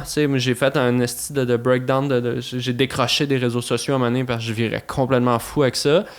Puis, dans mon processus de réhabilitation de tous ces réseaux-là, je me suis dit, arrête de t'en faire. Si quelqu'un t'aime pas, arrête, c'est vraiment pas grave. Puis ça, fondamentalement, c'est dans mon tempérament, je veux plaire à tout le monde, mais c'est impossible. Puis encore moins, si tu veux dire quelque chose d'intéressant, tu plairas pas à tout le monde. Fait que d'essayer d'évacuer ça, de saisir les tribunes, les opportunités puis les contrats qui passent pour les bonnes raisons, c'est-à-dire get the money, et puis juste comme travailler, établir ton indépendance pour éventuellement exactement faire ce que je veux. 100% Arnaud Soli. Le but, c'est toujours d'avoir le plus de liberté possible, mais on sait comment ça marche. Il faut que tu passes par certaines étapes, puis il y a des artistes qui se font vraiment mal en allant au tricheur. Moi, j'adore aller au tricheur, genre for real. C'est quoi le tricheur? Le tricheur, c'est un jeu, ça fait comme 16 saisons, c'est Guy Jodoin qui anime ça. C'est comme un jeu où t'es là toute la semaine, puis il faut que il y a un des panélistes qui triche, comme qui est le tricheur, fait qu'il y a les réponses, puis il faut que tu caches le fait que t'es tricheur. Fait que c'est vraiment un jeu, tu sais, c'est un bon jeu. Là. C'est un jeu télévisuel. Là, c'est un jeu de société, là.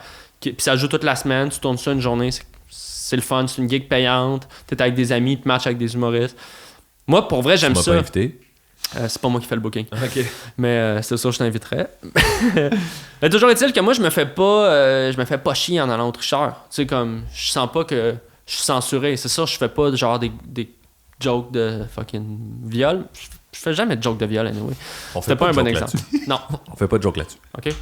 Non, mais ce que je veux dire, c'est que je me censure pas tant. Genre, je suis moi-même. C'est juste, je suis moi-même. TVA. Mais on n'est pas des blocs monolithiques non plus, right? Je pense pas. Est-ce qu'on est des blocs monolithiques? Non, j'ai googlé ça. Non, c'est ça. J'ai rien qui sort sur Google. Fait que à la maison, ça se passe bien, la caméra 360? Êtes-vous étourdi? Tu peux la faire spinner si tu veux. Hein? Écrivez-nous dans les commentaires. Spin that shit. C'était-tu bon? Once again. Spin it. Non, je me sens pas trop dénaturé quand je vais sur des différents plateaux plus traditionnels. OK. Mais des fois, oui.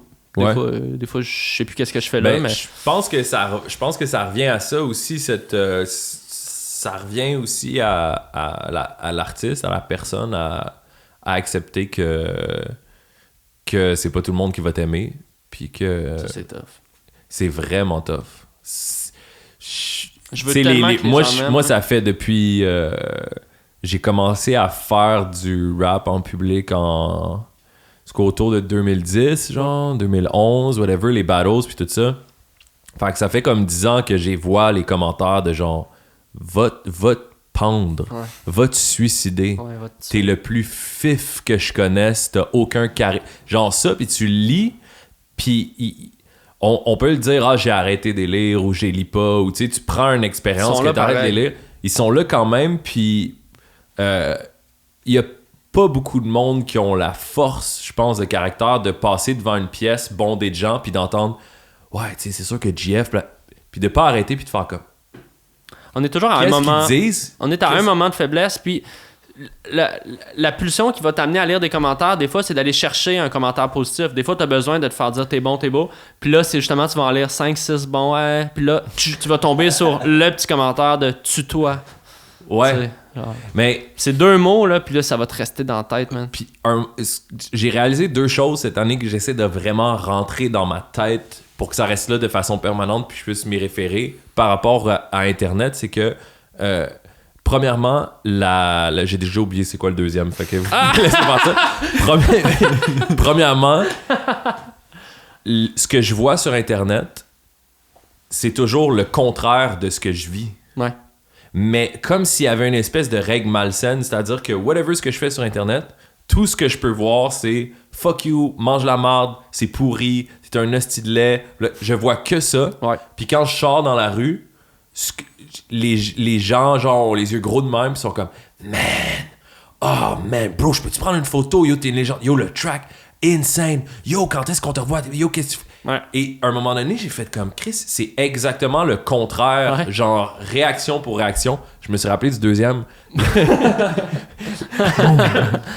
Le deuxième, c'est que c'est plus facile de générer de l'interaction négative que positive. Ouais. Si on est tous d'accord ici que les pommes, c'est bon, c'est comme... On n'a plus de discussion après. S'il y en a un qui trouve que c'est la pire affaire jamais inventée puis que c'est même dangereux, tu peux en mourir si t'en manges une, puis il y a une personne qui trouve que c'est la meilleure affaire pour la santé, on peut faire 1 heure de débat, de rechercher... Fait que les réseaux sociaux mettent de l'avant... Si quelqu'un qui me dit « va te tuer, t'es le pire artiste ever », il y a 8 personnes qui vont liker ça, il y a 10 personnes qui vont y répondre et l'algorithme va encourager ça. Parce qu'il voit juste que c'est une publication qui trend. Exact. Mais l'algorithme a pas de conscience humaine. Il voit pas qu'en ce moment, il y a comme une espèce de fucking spin de haine. Il voit juste que les gens commandent, fait qu'il fait bon ben ça... C'est parfait, je peux leur montrer des pubs. Ça, c'est... Ben, le plus qu'il reste là, le plus je peux leur il montrer. reste sur le web, plus il clique. Puis toi, c'est ça, t'as supprimé tes accounts. Je les ai pas c'est supprimés, je me suis juste vraiment déconnecté. J'ai dit T'as juste log off. J'ai dit, hey, moi, tout le mois d'août, I'm out. Puis c'est quoi moi j'ai fait ça une fois aussi. Après il y a eu il y a eu la grosse vague de fugueuses. Ouais. Dans le temps, on était comme je travaillais avec le label, puis on se disait j'étais pas nécessairement prêt à faire de quoi, mais c'était comme c'est là ou c'est jamais, parce qu'après ça c'est l'album de Dead. On devait prendre avantage de cette fenêtre là. On a fait un album rush rapidement. J'étais pas satisfait du résultat exactement. Mes relations avec le groupe s'est détériorées, mes relations avec le label s'est détériorées. J'allais en tournée, ça me tentait pas. Je fais hey, you know what, juste comme time out, break, juste pour moi-même. Ouais. Puis la réaction par rapport à ça, nous, notre génération, on vient on est né dans une époque où il n'y avait pas de réseaux sociaux, il n'y avait pas de téléphone intelligent. Je peux me rappeler, j'ai une mémoire de quand j'avais comme 16 ans, puis j'allais m'asseoir dans un parc, puis je pouvais juste regarder dans le vide puis penser à mes affaires, puis j'avais pas un truc dans ma poche où je pouvais lire les pensées de toute la population mondiale, Non. que ce soit aux États-Unis ou... Fait que pour moi, c'est super sain de faire comme « Hey, shut it down, je vais retrouver genre Jean-François, je vais retrouver comme tout... » Ouais. Ça revient un peu à ce qu'on disait aussi au début, l'espèce d'océan profond de 80% de ma personnalité puis de qui je suis, qui se fait à l'insu de moi-même. Je vais y laisser le temps de remonter un petit peu, je vais consommer moins de trucs extérieurs, je vais laisser le temps de remonter puis je vais m'amener les réponses à moi-même. Pour moi, c'est que du positif, puis c'est que simple, puis c'est le signe que quelqu'un va bien, mais les gens venaient me voir, puis t'es comme « Hey, t'as fermé ton Instagram? T'es-tu correct? T'as-tu besoin d'aide? » Puis j'étais juste comme « Ouais, ça va super bien. Hey, j'ai vu un article que t'étais en train de...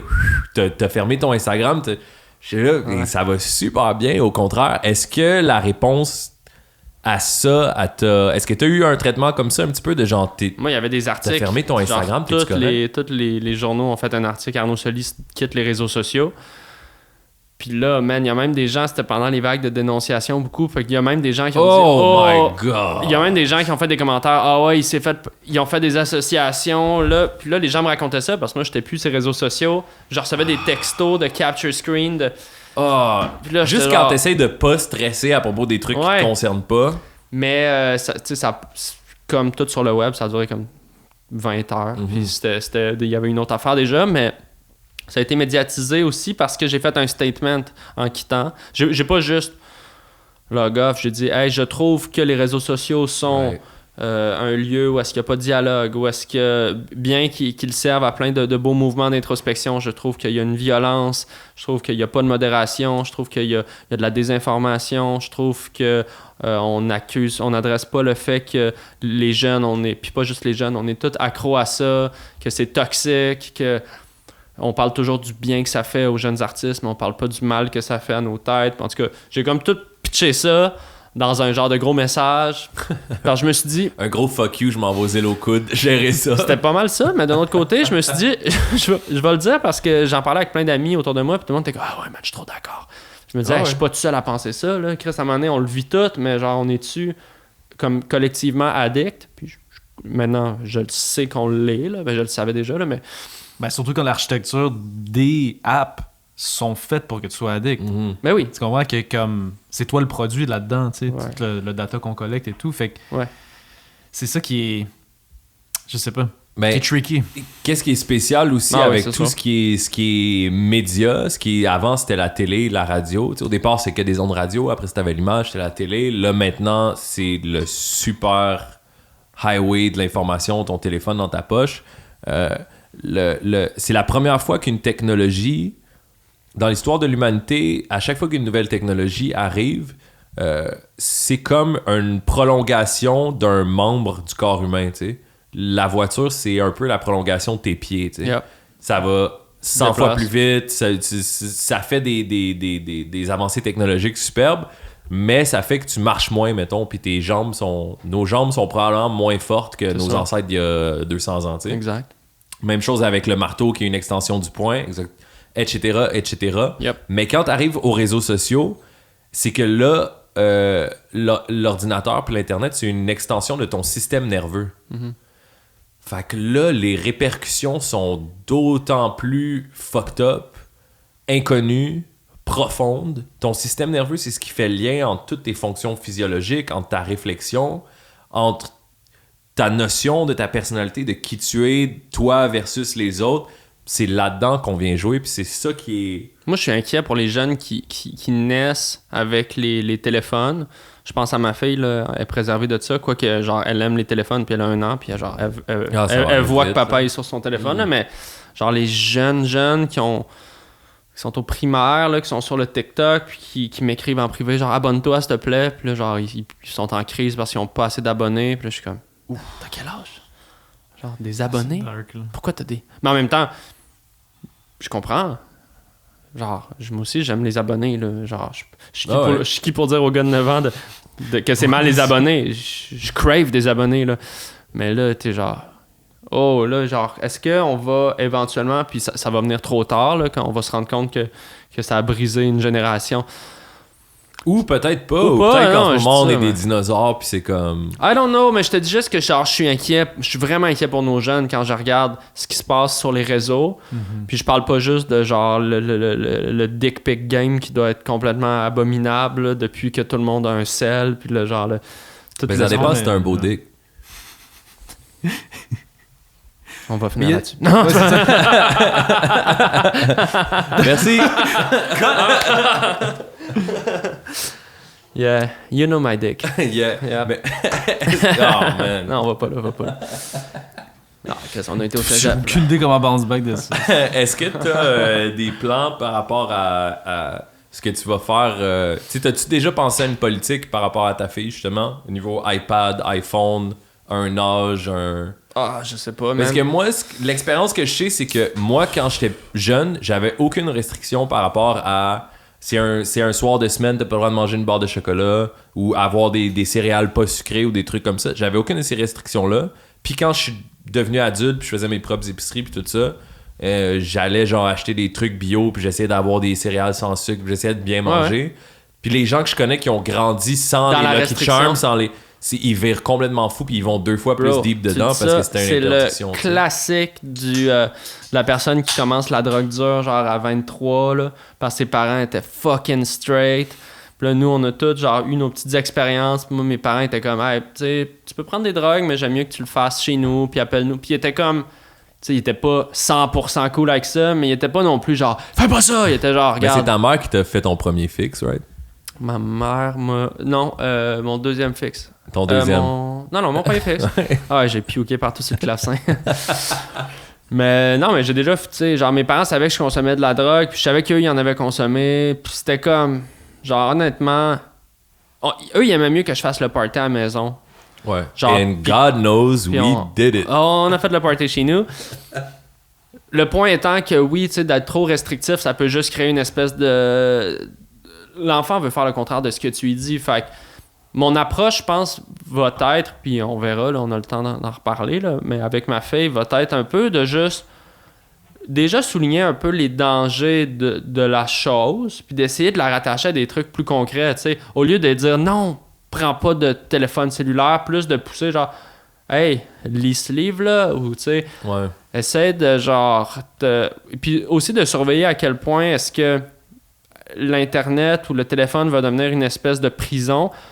Mais d'un autre côté, elle va peut-être faire ses meilleurs amis sur des forums, puis elle va peut-être, genre, justement, comme deep dive dans une sous-culture géniale qu'elle aurait pas pu sans Internet. Fait que, tu sais, je veux pas trop me prononcer là-dessus, puis je veux pas non plus être le gars qui est comme moi dans mon temps, c'était parfait, parce que c'était pas parfait dans notre temps, mais non. Ben non. On checkait de la vieille porn, puis, tu sais, on écoutait notre CD de Limp Bizkit en boucle, ça, on s'en est sorti, bon, mais genre... Ben, il y a un... Tu sais, chaque bâton a deux extrémités. Ça dépend des bâtons. Je sais même pas ce que ça veut dire. Ouais, je pense que tu sais très bien ce que ça veut dire. Yeah. Mais... Non, mais je dis ça dans le sens où... non, mais les humains sont résilients aussi. Tu peux le prendre par un côté. Les humains sont résilients. Il y a des bons moi, j'ai confiance côtés, des mauvais côtés. Moi, j'ai confiance en la prochaine génération. Puis, tu sais, déjà, je suis des jeunes un peu sur les réseaux sociaux. Des jeunes, tu sais, j'ai 31, mais genre, tu caches ce que je veux dire. Des gens plus jeunes que moi qui sont vraiment comme déjà plus engagés. Je trouve qu'il y a un retour du militantisme que peut-être, moi, dans mon temps, genre, j'ai eu une passe vraiment souverainiste, là, tu sais, au secondaire, mais c'est comme si c'était devenu whack un peu, tu sais, d'être politisé. On dirait que je voulais... en tout cas, dans l'humour, puis dans ce que je consommais, tu sais. Après ma passe loco-locasse, puis Guy Nantel, tu sais, là, j'étais là, man, fuck Cowboy it. fringant. Puis là, je trouve qu'il y a vraiment une resurgence, puis ça vient avec des extrêmes, des fois, comme que je trouve aberrant, mais c'est une conversation très complexe, mais je trouve qu'il y a une prise de parole quand même inspirante dans... Genre, puis j'essaie d'apprendre aussi des plus jeunes, tu sais, je trouve qu'il y a des gens calissement intéressants qui partagent du contenu super instructif, genre sur les réseaux sociaux, puis je me dis... Qui est-ce que tu suis, là? Qui est-ce que tu... c'est qui les youngins? Ah, il y en a plein, man, tu sais, on mettra les... Je suis tellement pas bon dans les noms. Gino Chouinard. C'est parce que c'est le premier qui a popé dans ma... Il y a le premier qui a popé dans ma story, mais tu sais, plein de monde, là, tu sais, mettons un gars qui s'appelle Renzel Dashington, tu sais, qui est un gars qui fait de l'humour, qui est très engagé, tu sais, Okay. Il est noir, puis il est beaucoup dans ben, il parle beaucoup des enjeux de noirs, tu sais, justement, c'est plus sa réalité, mais genre, j'essaie de m'abonner à des gens qui me ressemblent moins aussi, sur la culture queer aussi, mais tu sais, je découvre genre la culture drague, tu sais, juste plein de choses qui à un moment donné, j'étais genre... Le réflexe de l'humoriste, ça va être de faire un liner sur ça, puis juste balayer cette réalité-là du revers de la main. Puis là, j'essaie plus d'avoir une posture de comme... Non, mais pour vrai, tu sais, d'avoir de l'empathie, en fait, aussi pour d'autres réalités. Je pense que ça va nous sauver. Beaucoup l'empathie puis l'écoute. Puis il y a beaucoup ça sur les réseaux, puis j'ai l'impression que les plus jeunes générations comprennent déjà comment est-ce que Internet va leur permettre de se faire justice. Puis il va y avoir des débordements, puis il va y avoir ça va éclabousser, puis ça va être fucking violent. Non seulement pour la justice, même pour juste la notion d'empathie, tu sais, j'ai l'impression que même il y a 10 ans, quand ces réseaux-là étaient à leur balbutiement, j'avais pas accès encore à la réalité puis aux conversations de d'autres communautés culturelles que la mienne, nécessairement. Puis que là, tu sais, je l'ai dit tantôt, pour moi, c'est comme Twitter ou whatever autre réseau social où tu peux faire des statuts, j'ai l'impression de lire dans la tête du monde, tu sais. Ouais. Tu peux voir l'opinion qu'ils ont sur sujet X, puis tout à coup le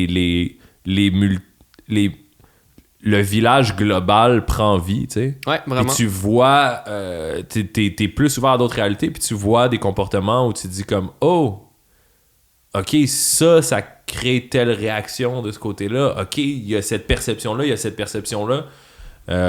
C'est un des gros bénéfices des réseaux sociaux, tu sais. 100%. Je voulais juste pas qu'on fasse juste diss les réseaux sociaux. Non, mais j'adore, mais c'est une relation amour-haine, là, je l'ai toujours dit. C'est comme, je peux pas dire que j'aime pas les réseaux sociaux, mais ça serait mentir que de dire que je trouve que c'est sain pour moi sur une base régulière. Puis comme tu l'as dit tantôt, tous les bâtons ont 2 bouts. Ben, les réseaux sociaux ont 2 estis de bouts, là. Puis moi, je le vis peut-être de manière plus intense parce que je me mets vraiment de l'avant, je me mets out there. Puis, donc tu sais, je suis dans cette sphère-là, ces sphères-là. Donc, t'as tout le monde qui tient le bout. Yeah, man. Je suis plus capable de cette analogie-là, déjà. Non, elle est pas bonne. Les bâtons ont pas deux bouts, là. Les bâtons ont plein de bouts. Ben, c'est-à-dire, ça dépend des bâtons. C'est vrai que ça dépend. Moi, je pense que c'est les bâtons de slingshot, là. Tu sais, qui ont 3 bouts, là. Ah ouais, comme les sourciers pour trouver de l'eau. Ouais, ça, c'est une job qu'on... Il va revenir bientôt. Disparu, hein? Il y avait un gars, genre, au parc Molson, comme que... Tout un été, je me tenais beaucoup Parc Molson. Non, pas Parc Molson, Parc Père Marquette, qui cherchait de l'or, là, tu sais. Qui avait, genre, sa machine de... Au Père Marquette. Puis, man, pas sûr qu'il a trouvé une chip... Tu sais, de l'or au Parc Père Marquette. C'est genre le gars de chase son dream, là. Il va-tu trouver un lingot, genre un gros piece 24 carats, là, en dessous d'une butte? Peut-être que c'est des choses qu'on sait pas aussi. Il y a beaucoup de monde qui savent des choses qu'on sait pas. Oui, on les salue. On les salue. Ah boy. Ça fait combien de temps qu'on run? Ça fait 1h30 qu'on joue. Ah, Ça fait tu 1h30, Ouais. hein? Puis on arrive près de 4h30. C'est vrai, hein? Ouais. Qu'on avait un petit temps de... Ouais, moi, Arnaud c'est- Soli est un homme occupé. Ouais. Hey, on est rendu, je pense, à... On tire vers la fin de ce premier podcast de l'Opium du Peuple. Ça m'a fait Quel fucking plaisir que ben tu sois là. Écoute, qu'est-ce qui se passe avec toi? C'est quoi tes actualités en ce moment? T'es en nomination 4 fois au Gala de la Disque. Des Oliviers. Olivier, ouais, exact. Ouais. Ça va être fin... Ça, c'est une toune de... Serge Fiori. Ouais. Et il a été payé, à l'époque, peut-être genre 100$. Ouais, ben... Et ils ont acheté les droits à vie et ils ont tellement squeezé ce thème-là. Là, depuis l'affaire Roson, C'est sûr que Serge Fiori, quand il dort... il fait pas. C'est juste Gilbert Rozon qui le pique avec un genre de... Mais, ouais, ben mes actus, écoute, j'étais à radio, à Rouge, avec Véro, il est fantastique. Je fais mes trucs de mon côté. J'ai des projets qui sont dans l'incubateur, toujours. Des pubs de biscuits qui s'en viennent aussi. Shit. J'aime les biscuits. Ah ben, bro, tu vas être servi, man. Puis, qu'est-ce qui se passe dans ma vie? Il n'y a pas les doubleurs qui est un Les nouveau doubleurs, show. ouais, absolument, à voir sur l'extra de Tout TV. Donc, Comment c'est parti, les doubleurs? c'est Louis Courchaine. Donc, c'est Louis Courchaine, Virginie puis moi. Donc, Virginie Fortin. Ouais. Trio d'impro. Ça fait des années que Ouais. j'improvise avec ces gens-là. Puis Louis a pitché l'idée pendant la pandémie de faire un show de doublage. Puis, tu sais, c'est un concept qui existe depuis toujours, que les Exact. Bleus Poudres ont abusé. Mais pour des raisons légales, c'est plus difficile en 2020. 2021 d'aller libérer des droits, mais l'équipe de prod c'est vraiment affairé puis ils ont fait une job de feu à aller libérer des extraits, aller chercher des images d'archives. Fait que t'as autant un show, un sitcom des années 50 que comme un épisode de Ricardo, que comme un quiz lituanien. Tu sais, c'est cool parce que les archives sont vraiment ça va partout. Puis ben, on double Vous avez ça. eu juste du fucking fun. C'était vraiment le fun à faire. Puis je pense que ça se traduit à l'écran. Pour vrai, c'est un des projets que j'ai fait comme un projet plus commercial, mais tu sais, dont je suis le plus Puis fier. avec des amis. Puis je veux Ouais. dire, si on faisait ça il y a 10 ans dans ton salon, le mettre on mettait mute puis faire les personnages. Exactement. C'est comme le côté jeu là, que tu disais que souvent il va comme disparaître en vieillissant. Mais là, le côté jeu, il est crissement là parce qu'on est des gamins, genre, puis on veut se faire rire. Puis donc, c'est sur l'extra de Tout TV. Il y a 10 épisodes. Puis that's it, man. Incroyable. Le gala des humoristes, des Oliviers, c'est quand? C'est fin mars. Fin mars. Ouais. On te souhaite bonne chance. Thanks, je vais en gagner mon bet. Je vais toutes les gagner. Non, je sais pas vrai, je sais pas. Je m'en crisse pour vrai, rendu là, je suis content d'être nominé. Puis si l'industrie m'aime, ben, tant mieux, je les aime aussi. Ouais, ça va se passer comment? Ça va être un gala online? T'es chez vous sur Zoom? Non, ça va être en présence. Comme c'est là en ce moment, mais tu sais, ça bouge aux semaines, là, mais ça va être en présentiel, mais juste les nommer. Puis en genre tout espacé dans une salle plus 360 versus Ok. les galas normales. Puis écoute, le Réal a l'air d'avoir vraiment une belle vision de ça. Je pense que ça va être slick. OK, nice. Ben, on te souhaite bonne chance. On te retrouve Arnaud Soli sur les plateformes. Yeah, man. Twitter. T'as-tu un Twitter? Pas encore. Je vais m'en faire un là. Ouais, ouvre-toi un Twitter. Twitter, TikTok. TikTok, je suis sur TikTok. IG. Presque 100 000 abonnés. Ouais, Sur IG. TikTok, Yeah, déjà? man. Ben ouais. Faut que j'en parte un TikTok. Ouais, c'est dope. man. On pourrait-tu faire des TikTok ensemble? Ce serait lourd, mais oui, on peut le faire. Non, mais genre que tu Que me t'ailles duettes, chercher puis mon tu m'envoies cloud. des... Ouais. Oui, je vais te montrer comment bon. ça marche. Non, mais. Non, mais Faut que je trouve ma façon d'aborder si TikTok. ça te tente de faire TikTok, là, moi, Non, je vais le faire, c'est sûr. J'embarque là-dedans. Chaque fucking bon réseau social, c'est au début, c'est une joke. Je me souviens quand on avait tout Facebook, Instagram arrivait, puis c'était comme, c'est pour les kids. Genre, Instagram, c'est pas sérieux, c'est juste des images. Là, c'est la même chose qui s'est passé avec TikTok. Je l'ouvre. Il y a 1h30 qui passe by, il y a un bonhomme qui me dit « Hey, t'es-tu sûr que t'es correct? Bois de l'eau, va te chercher un snack. » Je suis comme « Wow, ça fait une... Ok, j'arrête. Wow. » J'adore TikTok. Je trouve ça... C'est vraiment le plus hot des réseaux Sinon, sociaux. tu peux me pogner sur Moneyballs, Bitcoin, Gizz Media, toutes les... Gizz Media. T'as un PayPal personnel, right? J'ai mon PayPal, Patreon, toutes les clans. Non, mais c'est pas mal IG, Facebook, puis... Ton salut aussi? Mon Gmail, man, ceux qui veulent juste m'envoyer des gros courriels. Les contrats. Pourriels, yep. Fait que ça, ok, magnifique. Ben merci d'être passé. Merci à toi, man. Qu'est-ce qu'on dit à la fin d'un podcast? C'était le premier épisode de l'Opium du Pub. Merci, Arnaud. Donnez 5 étoiles, allez vous abonner sur iTunes. Allez vous abonner sur toutes les plateformes. Likez, partagez. Abonnez-vous à la chaîne. Commentez. Donnez un like. Donnez un like. On va avoir plein d'exclusivités pour vous bientôt, des Patreons, des affaires comme ça. Let's go. Hey, merci à tout le monde. À très bientôt.